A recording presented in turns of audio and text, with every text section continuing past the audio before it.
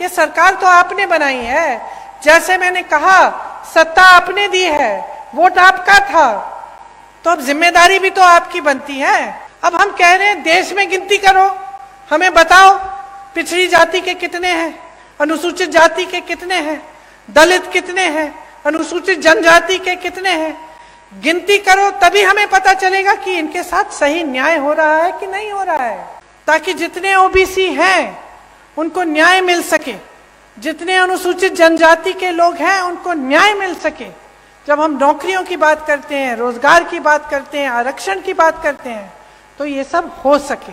Petrol महंगा, diesel महंगा, जो भी आप इस्तेमाल करते हैं उस पे जीएसटी है, तो कैसे गुजारा कर रहे हैं? कभी मैं सोचती हूँ, मुझे समझ में ही नहीं आ रहा आप गुजारा कैसे कर पा रहे हो। एक तरफ रोजगार बंद है, बना ही नहीं रहे हैं। जहां से बनते थे बड़े बड़े पीएसयू, वो तो सारे इन्होंने अपने बड़े बड़े दोस्तों को बेच दिए। कि जब हम यहाँ चुनाव के समय आते हैं और हम आप सबसे बड़े बड़े वादे करके जाते हैं और कहते हैं कि हम ये करेंगे, घोषणाएं करते हैं, तो एक तरह से हम अपनी पगड़ी आपके सामने रखते हैं। हम ये बात कर रहे हैं कि अगर हम ये नहीं पूरा करेंगे जो हम बातें यहाँ पे आपके सामने हम कर रहे हैं, तो हमारा सम्मान जाएगा। तो आज इसी भावना से मैं आपके सामने खड़ी हूं। आपने, कई वक्ताओं ने इंदिरा जी की बात की। इंदिरा जी मेरी दादी तो थी, लेकिन जैसे आपने कहा, आपने उनको इंदिरा माता कहा। शायद जो बुजुर्ग हैं उनको याद भी होगा उनके बारे में। तो आप सब अगर आज यहां मेरी बातों को सुनने आए हैं, तो उसमें ये बात भी है कि मैं उनकी पोती हूं, मेरी शक्ल थोड़ी बहुत उनसे मिलती जुलती है, तो मुझे देखने के लिए आप आए हैं, मैं जानती हूं। लेकिन एक बहुत गहरी बात भी है, जो सिर्फ मेरी शक्ल उनकी पोती होने के नाते नहीं है। और वो गहरी बात यह है कि आपको इंदिरा जी में भरोसा था। भरोसा इसलिए था क्योंकि इंदिरा जी ने आपके लिए काम करके दिखाया। आप उनको माता कहते थे, तो इसलिए कहते थे कि आपकी श्रद्धा उनसे भी जुड़ी हुई थी। और मेरे लिए ये एक बहुत बड़ी जिम्मेदारी है, एक बहुत बड़ी जिम्मेदारी है कि आज मैं यहाँ आपके सामने खड़ी हूँ। आपने मेरी दादी जी को माता जी माना, और मैं यहाँ खड़े होकर आपके सामने कुछ बातें कर रही हूँ। तो ये मेरी जिम्मेदारी बनती है कि मैं जो बात कहूँ आपसे, वो सच बात हो, वो सही बात हो, और वो आपके लिए ही बात हो, जो आपको आगे बढ़ा पाए, और जो काम इंदिरा जी ने शुरू किया था उसको आगे बढ़ाने वाली बात हो। आपको याद होगा कि इंदिरा जी ने आपको पट्टे दिलवाए थे, याद है कि नहीं? याद है। किस भावना से दिलवाए? इसी भावना से दिलवाए कि ये आपकी जमीन है, ये आपका सम्मान है, ये आपसे जुड़ी हुई बातें हैं, और आपको पूरी तरह से की शक्ति आपके हाथों में मिलनी चाहिए। कांग्रेस पार्टी की यही परंपरा रही है, यही असूल रहे हैं।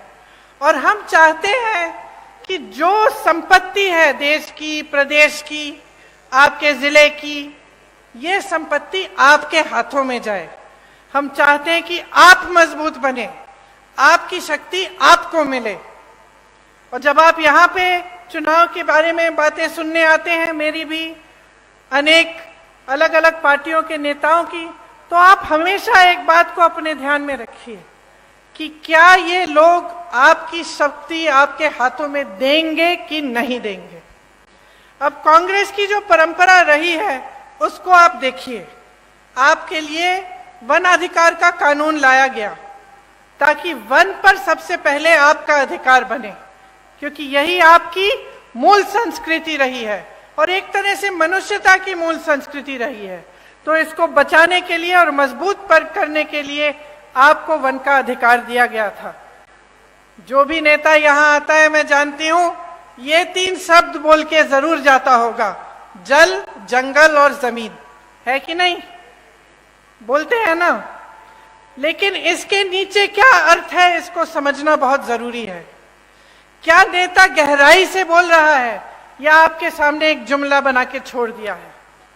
आपको मालूम होगा कि कांग्रेस की सरकार ने आपको ये वन अधिकार दिलाकर जल, जंगल और जमीन पर आपको अपना अधिकार लौटाया। मनरेगा लाए, मनरेगा से ग्रामीण रोजगार बने। जो पलायन की बात कमलनाथ जी ने की, पलायन किस लिए होता है? पलायन इसलिए होता है जब ग्रामीण रोजगार नहीं बनता, जब आपके इलाके में, आपके गांव में, आपके जिले में रोजगार नहीं मिलता, तभी तो बच्चा सोचता है कि घर छोड़ के बड़ी शहर में नौकरी ढूंढेगा, क्योंकि यहां नहीं मिल रही है। तो मनरेगा किस लिए बनाया गया था? आपको मजबूत बनाने के लिए, ताकि आपको रोजगार गांव में मिले, ताकि आपको पलायन करना नहीं पड़े। आज पलायन बहुत बड़ी समस्या है यहाँ की। भोजन का अधिकार का कानून मिला आपको, इससे आपके बच्चों को जो भोजन का अधिकार है वो दिया गया कि सरकार की जिम्मेदारी बनती है कि आपको भोजन मिलना है। पंचायत व्यवस्था को कांग्रेस की सरकारों ने मजबूत किया। जो पैसा पंचायत को आना चाहिए था वो आया। पंचायत में जो निर्णय लेने चाहिए थे कि आपके यहाँ कुछ काम कराना है या कोई समस्या है उसको सुलझाने के लिए, वो पंचायत में ही लिया जाए, ये कांग्रेस की सोच थी। इन सब चीजों से आपके हाथ मजबूत हुए। अब आप अगर देखें तो जितने भी अधिकार कांग्रेस ने आपको दिए और जो जो काम आपकी मजबूती के लिए किए, जब भाजपा आई तो एक एक करके ये अधिकार आपसे छीने गए। आज सरपंचों को के अधिकार में कटौती है, आप सब जानते होंगे। मनरेगा को लागू ही नहीं किया, पलायन और बढ़ गया है क्योंकि गांव में रोजगार नहीं मिल रहा है। आपकी जमीनें छीनी जा रही हैं, आपको उपज के सही दाम नहीं मिलते, आप विरोध करते हैं, प्रदर्शन करते हैं तो आपके ऊपर गोलियां बरसाई जाती हैं। वन का अधिकार ही खत्म कर दिया। कमलनाथ जी ने आपको पट्टे दिए थे, आपको याद होगा उस 15 महीनों के सरकार में उन्होंने आपको पट्टे दिलवाए और ये काम भी इन्होंने रोक दिया है भाजपा ने। तो देखिए आपका जो समाज है, मेरी बहनें बैठी हुई हैं, आपका जो समाज है इसके साथ बहुत अत्याचार हुआ है। आपने देखे होंगे इतने सारे जो वीडियो वायरल हुए हैं। देश में प्रदेश में सबसे ज्यादा बच्चियों को यहीं पे मध्य प्रदेश में यहीं पे गायब हो रही हैं, सबसे ज्यादा बच्चियां। 1.5 लाख बच्चियां और महिलाएं गायब हो गई हैं इनके राज्य में। हर रोज 17 बलात्कार होते हैं। आप सोचिए बहनें, हर रोज जब आपकी बच्चियां बाहर निकलती हैं आपको डर लगता होगा कि आएंगी वापस कि नहीं, या कुछ हो तो नहीं जाएगा।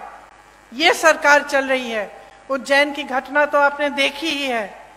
और आदिवासी जनों पर, आप पर जो अत्याचार बरसाए जा रहे हैं उनका अब कोई मुकाबला नहीं है। पूरे देश में मध्य प्रदेश उनमें नंबर 1 हो गया है। तो देखिए यहाँ की जो परिस्थितियां हैं वो मुश्किल होती चली जा रही हैं। आपको रोजगार नहीं मिल रहा है, आपको वन पर अधिकार नहीं मिल रहे हैं, यहाँ पे अत्याचार बढ़ रहे हैं, तो पलायन तो होगा ही ना। ये देखकर इतना दुख होता है कि ऐसे बड़े बड़े शहीदों की धरती पर यहां से लोग छोड़ के जा रहे हैं रोजगार लेने के लिए, और यहां पर रोजगार आपके लिए पैदा नहीं कर रहे हैं।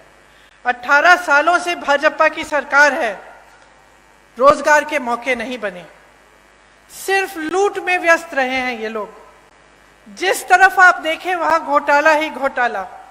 और जब चुनाव आता है आपका ध्यान भटकाया जाता है, धर्म की बातें हो जाती हैं और इधर उधर की बातें होती हैं जिससे आपके जज्बात जुड़े होते हैं। तो बहनों, आपको बहुत सतर्क रहना पड़ेगा। आपको समझना पड़ेगा कि इधर उधर की बातों से सिर्फ आपका ध्यान भटकाया जाता है। और सबसे जरूरी बात यह है कि यहाँ पर महंगाई कैसे कम होगी, आपके लिए रोजगार कैसे बनेगा, आपकी संस्कृति का बचाव कैसे होगा, और आप यहाँ पर विकास कैसे आएगा ताकि आप यहाँ पे आगे बढ़ पाएंगे। यहाँ पे तेंदुपत्ता के बहुत सारे मजदूर हैं, आप जानते ही हैं, मुझसे अच्छी तरह जानते हैं कि कितना शोषण हो रहा है।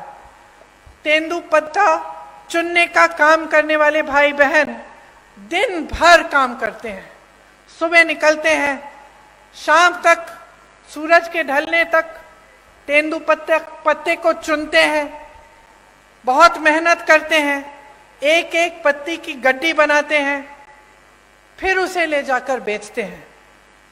महिलाएं पत्ता बेचने जाती हैं और देर रात तक नहीं लौटती, लेकिन इन्हें क्या सही दाम मिल रहा है तेंदुपत्ता का? आप बताइए। तेंदुपत्ता बोनस में भी भ्रष्टाचार किया हुआ है, अभी तक नहीं मिला। किस किस को मिला है बोनस? तो मिलेगा कैसे जब भ्रष्टाचार किया है इसमें? आप सोचिए, हर जगह भ्रष्टाचार कर रहे हैं। आपकी महिलाएं जाके तेंदुपत्ता रोज उसका काम करती हैं, उसको चुनने का काम करती हैं, सुबह से शाम तक काम करती हैं, रात को घर आती हैं और बोनस में ये भ्रष्टाचार करते हैं, पैसे ये बनाते हैं। आपको सही दाम नहीं मिलता। आपको मालूम है कि छत्तीसगढ़ में 4,000 रुपए मिलता है तेंदुपत्ता का दाम। यहाँ को धान का बोनस नहीं दिया। छत्तीसगढ़ में जहाँ कांग्रेस की सरकार है वहां सबसे ज्यादा धान का दाम मिल रहा है पूरे देश भर में। ये काम कर रही है कांग्रेस की सरकार। ये तेंदुपत्ते पर बोनस देने का काम किसने शुरू किया था आपको मालूम है? इंदिरा माता ने किया था शुरू। उन्होंने शुरू किया था। जब वो यहाँ आई और उन्होंने देखा कि यहाँ की महिलाएं इतनी मेहनत कर रही हैं, तो उनको लगा कि आपकी मदद होनी चाहिए। आज बोनस का पैसा जैसे आप कह रहे हैं नहीं मिलता है। आपको चप्पल दे रहे हैं, छाते दे रहे हैं, जूते दे रहे हैं, बोनस का पैसा नहीं दे रहे हैं। उसमें कमीशन होगा। ठीक है, सही बात कह रहे हैं आप, बिल्कुल। लेकिन आपके सम्मान की क्या बात है? आपके सम्मान की क्या बात है? क्या जूता, चप्पल, छाते से आपका सम्मान जुड़ा है? आप मेहनत करते हैं, क्या आपको अपनी मेहनत की कमाई नहीं मिलनी चाहिए? क्या आपकी मेहनत में आपका सम्मान नहीं है? तो ये जो है, ये सोच है ना, इसी के बारे में आपको बताना चाहती हूं। एक तरफ कांग्रेस की सोच, आपकी सम्मान, आपका सम्मान, आपकी संस्कृति, आपकी परंपराएं को आगे बढ़ाने वाली सोच, और उसके बारे में मैं और बताऊंगी आपको कि कैसे छत्तीसगढ़ जैसे प्रदेश में कैसे कैसे काम हो रहे हैं।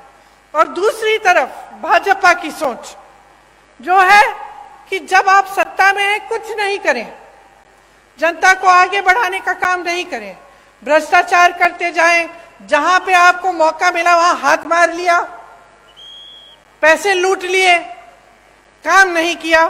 चुनाव आने का समय आया, 18 साल से जो आपने काम नहीं किया वो चुनाव के 18 दिन पहले आप शुरू कर लेते हैं।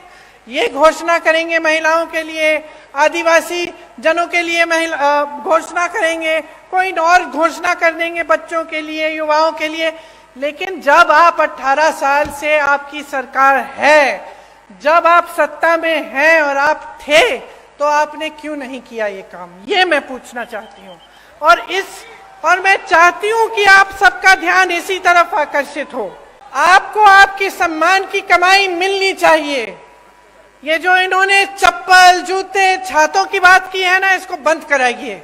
देखिए, थोक में खरीदते हैं, आपको एक जोड़ी चप्पल पकड़ा देते हैं, आपका कौन सा साइज है नहीं है वो भी नहीं मालूम, ऐसे ही पकड़ा देते हैं और सोचते हैं कि ये चप्पल, ये जूते, ये छाते आपको पकड़ाने से आप चुप हो जाएंगे और अपना बोनस नहीं मांगेंगे। इतना भी आदर नहीं करते आपकी मेहनत का। ये आपकी मेहनत की कमाई है, आपका अधिकार है। आपको बोनस मिलना चाहिए और आपको तेंदुपत्ता का सही दाम मिलना चाहिए। अब मैंने छत्तीसगढ़ की बात की। मैंने छत्तीसगढ़ की इसलिए बात की, बहनों सुन लो, क्योंकि छत्तीसगढ़ में कांग्रेस की सरकार है। अभी अभी कुछ दिनों पहले मैं बस्तर गई थी, जहां पे आपकी तरह, यहाँ की तरह आदिवासी संस्कृति है, आदिवासी बहन भाई रहते हैं। तो वहां जो कांग्रेस की सरकार है, सबसे पहले तो आज के दिन तेंदुपत्ता के लिए वहां पे 4,000 रुपए मिल रहे हैं पर बोरा, प्रति बोरा। आदिवासी क्षेत्र को उन्होंने एक ब्रांड बना दिया है। मतलब पूरी दुनिया में जाना जाता है बस्तर की ये आदिवासी क्षेत्र है, एक ब्रांड है। वहां पे बड़े बड़े मिलेट के प्रोडक्शन के प्लांट लगा दिए हैं ताकि वहां की जो उपज है उसमें से ऐसी ऐसी चीजें बनी जो पूरी दुनिया में, पूरे देश भर में पहुंच सके। वहां कोदा, कुटकी, रागी, ज्वार जो उगता है उसमें से ऐसी ऐसी चीजें बनाई हैं जो दिल्ली की बड़ी बड़ी दुकानों में बिक रही हैं। अच्छा, वहां इंग्लिश मीडियम स्कूल खोले हैं अपने आदिवासी बहन भाइयों के लिए। वहां की ये नीति है कि आदिवासी पाठशालाएं बनाई हैं जिसमें आपकी संस्कृति सिखाई जाती है। गौठान में रोजगार बनाए हैं ताकि जो मेरी बहनें हैं, मैं आपको बताना चाहती हूं, जो काम कांग्रेस की सरकार ने छत्तीसगढ़ में किया, मैं गई थी काम को देखने के लिए। वहां मैं कुछ महिलाओं से मिली। वहां जो स्वयं सेवा समूह है उनके गौठान है, और मैंने पूछा कितना कमा रही हो बहन? पता है क्या जवाब मिला? 1 लाख से 6 लाख रुपए बहनें कमा रही हैं गौठान चला के। तो क्या आप नहीं चाहेंगे कि आपके प्रदेश में भी एक ऐसी सरकार आए जो आपको समझे और ये समझे कि आपकी जरूरतें क्या है? गौठान बनाएंगे या इसमें से हम कैसे कैसे काम करा सकते हैं, कहाँ कहाँ रोजगार पैदा हो सकता है बहनों के लिए, भाइयों के लिए, कैसे ऐसे वन के उपज हैं जिनको हम आगे बढ़ा सकते हैं। आपको पता नहीं होगा, छत्तीसगढ़ में 60 से ज्यादा वन उपज को समर्थन मूल्य दिया जाता है, मतलब कि उसका दाम आपको मिलता है। यहां तो आपको एक तेंदुपत्ता का नहीं मिल रहा है, वहां 67 वन उपज के लिए आपको सही दाम मिलता है। तो आप सोचिए कि अगर आप सही सरकार चुनते हैं और आप सही पार्टी को वोट देते हैं, जिसके नेता आपको गुमराह करने के लिए काम नहीं करते, आपको आगे बढ़ाने के लिए काम करते हैं, तो कितनी तरक्की आ सकती है आपके जीवन में। आप में हुनर है। हमारी बहनें गुलदस्ता बनाती हो, खिलौने बनाते हो, पेंटिंग बनाते हो, मूर्तियां बनाते हो। हुनर है ना, कला है और आपकी अपनी है। अब इसको लेकर अगर देश भर में, दुनिया भर में आप इसको भेज सकते हैं और इसके जरिए आप कमा सकते हैं तो आपके लिए कितना अच्छा होगा। और यही काम हमारी सरकारें करके दिखा रही हैं। छत्तीसगढ़ में कर रही हैं, राजस्थान में कर रही हैं। आपका सम्मान देश भर, दुनिया भर में फैलता है और बनता है।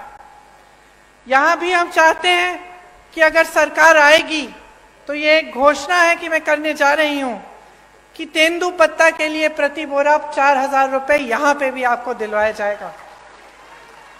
और जैसे छत्तीसगढ़ में पेशा कानून लागू किया है, उस तरह से यहां पे भी पेशा कानून लागू होगा। आपने तो देखा होगा कि आज मध्य प्रदेश में कैसी सरकार चल रही है। मेरे ख्याल से 225 महीनों की सरकार है और 250 घोटाले हैं। 18 साल से सरकार चल रही है, 22,000 घोषणाएं की हैं। मंडला जबलपुर की जो सड़क है 10 साल से बन रही है, 10 साल से। पहले 4 लेन की बन रही थी, अब 2 लेन की बन रही है, लेकिन 10 सालों में बना नहीं पाए। इतने सारे घोटाले, बच्चों के पोषण में घोटाला, मिड डे मील में घोटाला, सर्व शिक्षा अभियान में घोटाला, स्कॉलरशिप में घोटाला, भर्ती परीक्षाओं में घोटाला। तो बच्चों का भविष्य क्या है? आप बताइए बहन, आप ऐसे कर रही हैं, क्या भविष्य है? आप अपनी बच्चों के लिए मेहनत करती हैं कि नहीं? मेहनत करती हैं, मेहनत से उनका पालन पोषण करती हैं। तमाम दुनिया भर की समस्याएं होती है, लेकिन माँ बाप क्या चाहते हैं कि बच्चों की परवरिश ठीक ढंग से हो, बच्चे आगे बढ़े। लेकिन आपको अंधकार ही अंधकार दिख रहा है। जब आपके स्कूल में पोषण पर घोटाला हो रहा है, जब स्कॉलरशिप पे घोटाला है, जब भर्ती की परीक्षाओं में घोटाला है, तो बेचारा नौजवान करे क्या? स्कूल करता है, पढ़ाई करता है, अच्छे अच्छे अंक भी लाता है, आगे जाकर फीस भरता है, ट्यूशन करेगा, भर्ती परीक्षा के लिए तैयारी करेगा बेचारा। माँ बाप कभी कभी घर से बाहर भी भेज देते हैं, दूर कहीं पे ट्यूशन सेंटर में, किसी शहर के अंदर की, जा बेटा पढ़ ले, अच्छा भविष्य बनेगा। और फिर क्या होता है? उसमें घोटाला हो जाता है, हर स्तर पर घोटाला। तो बेचारा परीक्षा देता है, परीक्षा में पास भी हो जाता है, लेकिन नियुक्ति नहीं होती, क्योंकि घोटाला हो जाता है, सब कुछ बंद हो जाता है। तो जब अगली पीढ़ी, आने वाली पीढ़ी के लिए भी कुछ भविष्य में दिख नहीं रहा है, उम्मीद ही नहीं रही, तो आगे कैसे बढ़ पाओगे? आपका विकास कैसे हो पाएगा? सबसे बड़ा व्यापम का जो घोटाला हुआ यहाँ, पता नहीं कितने लोग मर गए उसमें, किसी ने इंक्वायरी, जांच तक भी नहीं कराई, और वही सरकार चली जा रही है। मां नर्मदा पे घोटाला, महाकाल में घोटाला, मंदिर में जो मूर्तियां लगाई हैं उस पर भी घोटाला। तो थक नहीं गए हो आप? थक गए हो ना? क्योंकि आखिर देखिए, जो नेता होते हैं, राजनीति में आते हैं, किस लिए आते हैं? ज्यादातर तो ये भावना रख के आते हैं कि कुछ सेवा करेंगे, आपको आगे बढ़ाएंगे, और आपको भी उनसे कुछ उम्मीद रहती है कि ठीक है, ये मेरे गांव का एक नेता है, हमें मेरे करेगा, है कि नहीं? लेकिन जब आपको दिखता है कि चाहे कुछ भी मंच पे आकर कुछ भी कह रहे हैं, आपको कुछ भी कहानियां सुना रहे हैं, लेकिन सच्चाई इनकी कुछ और है। जब आपको दिख रहा है कि सालों से, 10 सालों से आपकी सड़क नहीं बन पा रही है, जब आपको दिख रहा है कि यहाँ नर्मदा मैया में घोटाला हो रहा है, आपके बच्चे आगे बढ़ नहीं पा रहे हैं, यहाँ से पलायन करके चले जा रहे हैं बड़े बड़े शहरों में भटकते हुए नौकरी ढूंढने के लिए, तो क्या आप नहीं सोचते कि बहुत हो गया है, कि अब सरकार बदलने का समय आ गया है? जिन्होंने भ्रष्टाचार किया है उनको सबक सिखाने का समय आ गया है, और एक ऐसी सरकार लाने का समय आ गया है जो आपके लिए काम करे। मैं तो ये भी नहीं कह रही हूं कि मेरी बातों पर चलो, अपना अनुभव होगा ना आपका। अब आप बताओ, आपके जीवन में तरक्की आई है क्या इन सालों में? जो छोटे दुकानदार हैं, छोटे उद्योगपति हैं, क्या आपका बिजनेस बढ़ा है? नहीं बढ़ा। जो किसान बैठे हैं, उनकी खेती, क्या उससे खेती से उम्मीद रख सकते हैं कि उनको सहायता मिलेगी सरकार की, कि रोजगार बनेंगे और मजबूत, कि कमाई अच्छी होगी? क्या उम्मीद रखते हो आप? और महंगाई कितनी बढ़ी है, आप बताओ। महंगाई को कम करने का काम किया है इन्होंने? नहीं किया। आज देखिए क्या कह रहे हैं आपको, कि आपको सिलेंडर देंगे 500 रुपए में, कह रहे हैं। अच्छा बहनों, आप में से कितनों के नाम में सिलेंडर है आज? नहीं है ना? परिवार के नाम में होगा सिलेंडर। अब जब आप सिलेंडर लेने जाती हैं तो क्या होता है? आप सोचती हैं कि चलिए अपने नाम में बदलवा दें, क्योंकि उन्होंने कहा है सिर्फ महिलाओं को मिलेगा। आप सोचती हैं कि चलो परिवार का सिलेंडर है, अपने नाम में डलवा दें। और जब डलवाने के लिए जाते हैं तो कितना मांगते हैं आपसे? 4000 रुपए। तो पहले कहते हैं कि आपको मुफ्त में से, मतलब आपको 500 रुपए में सिलेंडर दे रहे हैं। ठीक है, उनको अच्छी तरह मालूम है कि ज्यादातर परिवारों का सिलेंडर महिलाओं के नाम नहीं है। फिर आप जब बदलने जाते हैं तो आपसे 4000 रुपए मांगते हैं। और इसके ऊपर भी सोचिए, देखिए कांग्रेस की जब सरकार थी, आपको 60 रुपए में राशन मिलता था कि नहीं मिलता था? और 425 रुपए में सिलेंडर मिलता था। इसका मतलब है कि 485 रुपए में आपको राशन भी मिल जाता था, सिलेंडर भी मिल जाता था। सच बात है। अब इन्होंने आपसे कहा कि चलो सिलेंडर हम आपको 500 में दे देते हैं, राशन आपको मुफ्त दे रहे हैं। ठीक है, और सिलेंडर आज तक, जब तक इन्होंने 500 की बात की, इतने सालों से इनकी सरकार चल रही थी, तो आपको कितने का मिलता था? 1125 रुपए का। तो हम दे रहे थे आपको 485 रुपए में सिलेंडर और राशन। इनके मुफ्त के राशन के साथ आपको 1125 में सिलेंडर मिल रहा था। तो नुकसान किसका हो रहा था? तो इन्होंने तो मार्केटिंग अच्छी कर ली, अभी भी कर रहे हैं। महिलाओं को 500 में सिलेंडर मिल जाएगा, मुफ्त में आपको राशन मिल रहा है। लेकिन असलियत क्या है, इसको पहचानो। नुकसान अभी भी आपका हो रहा है। देखिए, आपके बच्चे बीमार पड़ते हैं, दवाई खरीदनी पड़ती है, दुकान जाते हो, महंगी महंगी दवाइयां, दवाई पे जीएसटी है। आपके छत में से पानी गिर रहा है, छत को ठीक करना है, सीमेंट, कुछ भी आपको जिस चीज का इस्तेमाल करना होता है वो महंगा हो गया है, उस पे जीएसटी है। मेरे किसान भाई बहन, डीजल पे, पेट्रोल महंगा, डीजल महंगा, जो भी आप इस्तेमाल करते हैं उस पे जीएसटी है। तो कैसे गुजारा कर रहे हैं? कभी मैं सोचती हूँ, मुझे समझ में ही नहीं आ रहा गुजारा कैसे कर पा रहे हो। एक तरफ रोजगार बंद है, बना ही नहीं रहे हैं। जहां से बनते थे बड़े बड़े पीएसयू, वो तो सारे इन्होंने अपने बड़े बड़े दोस्तों को बेच दिए। छोटे उद्योगों से रोजगार बनते थे, खेती से बनते थे, सब बंद कर दिया। मनरेगा बंद कर दिया, ग्रामीण रोजगार बंद कर दिया। छोटे छोटे उद्योग, दुकानदार इतने त्रस्त और परेशान है, खुद कमा नहीं पा रहे हैं, रोजगार कहां देंगे? एक तरफ रोजगार बंद, दूसरी तरफ महंगाई इतनी बढ़ चुकी है, ऊपर से अत्याचार लादे जा रहे हैं आप पे। तो आप गुजारा कैसे करते हैं? आप सुबह जब उठते हैं तो कैसे सोचते हैं कि चलो एक और दिन हम निकाल लेते हैं, चलते हम तेंदू पत्ते को चुनने के लिए, शायद कुछ कमाई हो जाए। क्या ये सही है जो आपके साथ हो रहा है? जितने भी नेता हैं, हमारी पार्टी के हों, किसी और पार्टी के हों, उनको बनाने वाले आप हैं। आप सत्ता नहीं दोगे ना, आप वोट नहीं दोगे, तो हिम्मत है किसी की इस स्टेज पे आने की, इस मंच पे खड़े होने की? तो शक्ति किसकी है? जोर से बोलो, शक्ति किसकी है? वोट किसका है? तो इस्तेमाल करो इस शक्ति को, आंख मत बंद करो, जागरूक बनो, अपनी शक्ति को समझो, इसे पहचानो। ये जो खेल खेले जाते हैं आपके साथ, इनको देखो, कितने पद खाली हैं सरकार में। आप कहीं भी किसी भी स्तर पर देखिए, पद खाली पड़े हैं, लेकिन यहाँ के नौजवान बेरोजगार हैं। क्यों? पद पड़े हुए, पद दो, भरो उनको। नहीं, आप भर्ती के घोटाले करते हैं, भरना नहीं चाहते। आप स्वास्थ्य की व्यवस्था में देखिए, 70,000 शिक्षकों के पद खाली हैं। स्वास्थ्य व्यवस्था में हर स्तर पर 90% से ज्यादा पद खाली हैं। ये मंडला में आपका अस्पताल नहीं है आज तक। 18 सालों से सरकार है, आपको दूर दूर जाना पड़ता है जब आप बीमार पड़ते हैं। क्यों?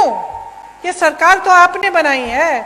जैसे मैंने कहा, सत्ता आपने दी है, वोट आपका था, तो अब जिम्मेदारी भी तो आपकी बनती है। मैंने कहा, मैं इंदिरा जी की पोती हूं, एक बहुत बड़ी जिम्मेदारी है कि मैं आपके सामने सच बोलूं, कि मैं जो बातें करूं वो बातें करके भूल न जाऊं। लेकिन आपकी भी बहुत बड़ी जिम्मेदारी है। आपके भी पूर्वज इस देश के लिए शहीद हुए। जब मैं यहां आई, जब मैंने अपना भाषण शुरू किया, तो कितने नाम लिए। ये किसके पूर्वज थे? आपके पूर्वज। इन्होंने इस देश के लिए, आपकी धरती के लिए लड़ाई की, आजादी की लड़ाई लड़ी। तो उनके प्रति भी आपकी जिम्मेदारी बनती है ना, अपने संस्कृति, अपनी परंपराओं के प्रति। और सबसे बड़ी जिम्मेदारी क्या है? कि आप ऐसी सरकार चुने जो आपके देश प्रदेश में विकास लाए और आपके लिए दिन रात काम करे। अगर यहाँ अस्पताल नहीं है तो इनकी हिम्मत नहीं होनी चाहिए थी आपके सामने आने की, कि 18 साल से सरकार चला रहे हैं, 10 सालों से सड़क नहीं बना पाए, 18 सालों से यहाँ अस्पताल नहीं बना पाए। आज पूरे प्रदेश में सीएचसी में एक भी आंख का डॉक्टर नहीं है। जब आंख की बीमारी होती है कहाँ जाते हो? प्राइवेट में जाना पड़ता है। ठीक है, जाओ प्राइवेट में, लेकिन पैसे ही नहीं कमा रहे हो, कमाने के मौके नहीं मिल रहे हैं, कमाई नहीं हो रही है, महंगाई बढ़ रही है, तो कहाँ प्राइवेट में जाओगे इलाज कराने के लिए? किसी ने सोची है ये बातें? तो ये देखिए, अगर एक सही सरकार होती है, उसकी सही नियत होती है, तो बहुत कुछ हो सकता है। आपने सुना होगा, राजस्थान के किसी भी राजस्थान के वासी से पूछिए, वहां चिरंजीवी योजना है, कांग्रेस की सरकार है। चिरंजीवी योजना में 25 लाख तक आपका इलाज मुफ्त सरकार कराती है। मैं तो हार्ट पेशेंट से मिली हूं वहां, कि उनकी पूरी हार्ट की सर्जरी, दिल की सर्जरी की है, और सरकार ने पूरे पैसे भरे उसके लिए, 15 लाख रुपए। इसी तरह से छत्तीसगढ़ में भी ऐसी योजनाएं हैं जिससे इलाज मुफ्त हो रहा है। मैं एक बच्चे से मिली, उसको एक खून की बीमारी थी, उसके पिताजी हाथ जोड़ के कह रहे थे कि कांग्रेस की सरकार ने इसका पूरा इलाज कर दिया है। रोजगार बनाने का काम सरकार की जिम्मेदारी होती है, नौजवानों का जो भविष्य है वो सरकार की जिम्मेदारी है। आपने सुना होगा कि हम बार बार कहते हैं कि जाति जनगणना होनी चाहिए। इससे पता चलेगा कि ओबीसी के कितने लोग हैं, दलित के कितने लोग हैं, अनुसूचित जनजाति के कितने लोग हैं इस देश में। और आप सोचिए कि भाजपा की जो देश में केंद्र में सरकार है, इसके बारे में बात नहीं करना चाहती। अरे हम तो यही कह रहे हैं कि गिनती तो करो। हम ये मांग कर रहे हैं कि गिनती करो, हमें बताओ। आप सोचो, आपका बड़ा परिवार है, बड़ा घर है, बड़ा परिवार है, बहुत सारे बच्चे हैं। अगर आपको मालूम ही नहीं कि कितने लड़के हैं, कितनी लड़कियां हैं, कितने बच्चे स्कूल जाने लायक हैं, कितने बड़े हैं, छोटे हैं, तो आपको ये जो गिनती है ये करनी जरूरी होती है कि नहीं होती है? कि आप जा रहे हो दुकान, कुछ खरीदना चाहते हो उनके लिए, तो जानना तो जरूरी है ना कि बहुत बड़ा परिवार है भाई, वो चाचा जी के 3 बच्चे हैं और मामा जी के 4 बच्चे हैं। जरूरी है कि नहीं? घर में जरूरी होता है अगर बड़ा परिवार होता है या बड़ा गांव होता है। अब हम कह रहे हैं देश में गिनती करो, हमें बताओ पिछड़ी जाति के कितने हैं, अनुसूचित जाति के कितने हैं, दलित कितने हैं, अनुसूचित जनजाति के कितने हैं। गिनती करो, तभी हमें पता चलेगा कि इनके साथ सही न्याय हो रहा है कि नहीं हो रहा है। क्योंकि आज न्याय नहीं हो रहा है। बिहार में ये गिनती की गई जिसे जनगणना कहते हैं, क्या पता चला? 84% लोग ओबीसी, दलित और अनुसूचित जनजाति के हैं, ये पता चला। अब जब देखा कि पद कितने कितने लोगों के पास है, बड़े बड़े पद, चाहे अधिकारी हो चाहे किसी भी क्षेत्र में हो, तो पता चला कि कहीं नहीं है। जिन लोगों की आबादी ज्यादा है उनको पद नहीं मिल रहे हैं, उनको मौके नहीं मिल रहे हैं। तो जब हम कहते हैं कि जाति जनगणना करो, हम सिर्फ ये कह रहे हैं कि भाई गिनती करो ताकि न्याय हो सके, ताकि जितने ओबीसी हैं उनको न्याय मिल सके, जितने अनुसूचित जनजाति के लोग हैं उनको न्याय मिल सके। जब हम नौकरियों की बात करते हैं, रोजगार की बात करते हैं, आरक्षण की बात करते हैं, तो ये सब हो सके। लेकिन ये सरकार इतना भी नहीं करना चाहती। ये इतना भी नहीं करना चाहते। कहते हैं कि हम ये कह रहे हैं क्योंकि हम जनता और समाज को बांटना चाहते हैं, इसलिए। लेकिन हम इसलिए कह रहे हैं क्योंकि हम न्याय दिलवाना चाहते हैं, और ये इसलिए नहीं कर रहे हैं क्योंकि ये न्याय नहीं दिलवाना चाहते हैं। आज किसान परेशान है, यहाँ के मेरी आदिवासी बहन भाई परेशान हैं, नौजवान परेशान हैं। तो आप सोच समझ के अपना वोट डालिए, क्योंकि इस वोट से आपके अगले 5 साल तय होंगे। आपके बच्चों का भविष्य क्या होने वाला है वो तय होगा। 1.5 साल में कांग्रेस पार्टी ने यहां कितने काम किए? 15 महीनों में 27 लाख किसानों का कर्ज माफ किया, सामाजिक सुरक्षा का पेंशन 600 रुपए किया, 1 करोड़ परिवारों को 100 रुपए में 100 यूनिट की बिजली दिलवाई, 1000 गौशालाएं बनाई, 12,000 बर्तन बैंक बनाए, ओबीसी आरक्षण को 14% से 27% तक बढ़ाया। कांग्रेस की सरकार आपके लिए काम करके दिखाती है। आज भी आपके सामने कुछ गारंटी लाई है। जैसे किसान को कर्ज माफ करने का काम हमने शुरू किया था, उसको हम फिर से शुरू करेंगे। तो किसानों का कर्ज माफ करेंगे।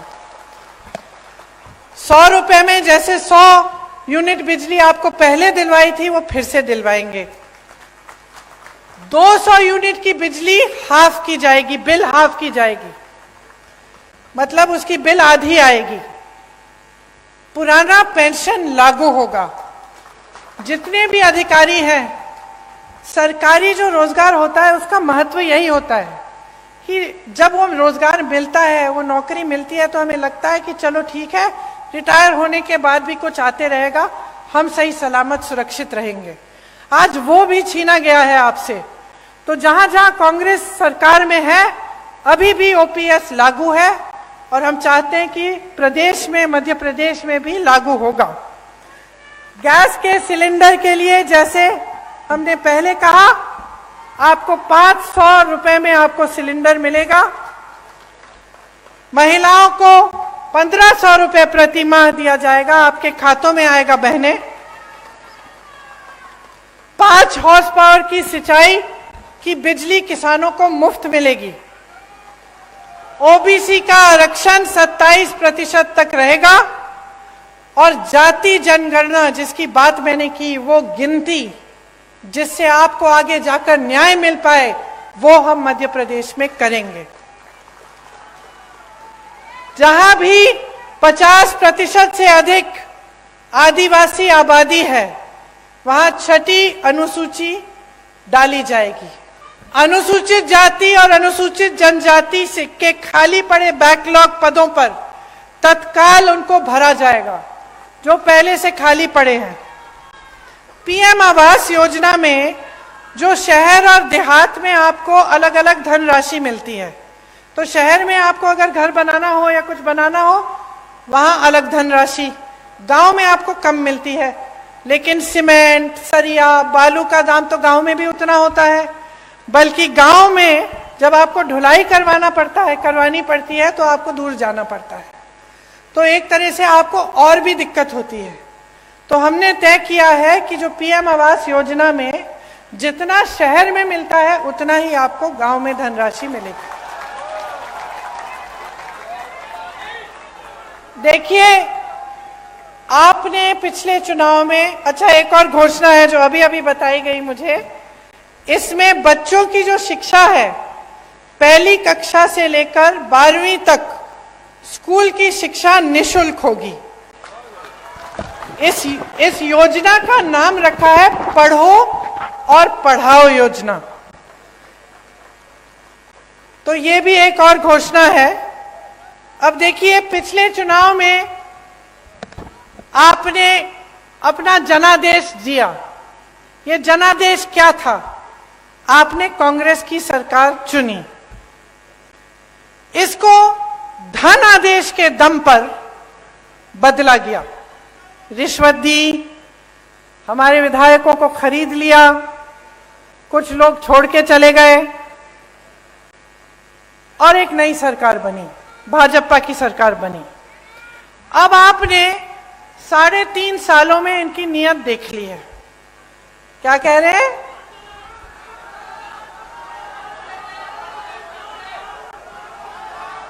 नेशनल दस्तक की आपसे गुजारिश है कि अगर इसको बचाना चाहते हैं तो नेशनल दस्तक को सब्सक्राइब करने के लिए रेड कलर के सब्सक्राइब बटन को दबाएं, फिर बेल आइकन की घंटी दबाएं। नेशनल दस्तक को बचाने के लिए बहुत जरूरी है कि हर खबर को शेयर करें, लाइक करें, कमेंट जरूर करें।